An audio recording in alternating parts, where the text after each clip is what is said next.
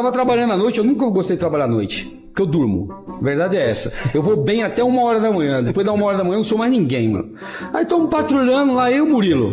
Aí estamos lá trabalhando, pá, e eu, na viatura ali na rua do Oratório. E eu dando meio aquelas cochiladas, né, meu? Aí passamos assim, o Murilo perguntou pro Noia, um noião, mas noião mesmo, todo mundo conhecia ele, Noia no último grau.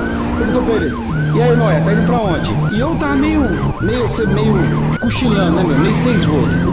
Aí o Murilo falou, ei, Noia, vai pra onde? Aí ele falou alguma coisa, né? Eu falei, Murilo, o que ele falou? Aí ele mandou a gente se fuder.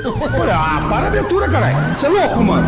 Aí desci, já deu um outro, nós some daqui, seu Noia do caramba. Desaparece. Aí o Noia, saiu fora, né, mano?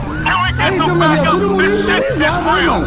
O Murilo se acha mesmo. O que você tá rindo, Murilo? Eu falei assim, o Noia só falou que tava indo pra casa. Ô, Murilo, pô, mano. Formamos o Noia de novo, cara. Aí o Murilo falou assim, e aí, Noia, tá indo pra onde? Ele nem falou nada, saiu com ele. Acabou fora.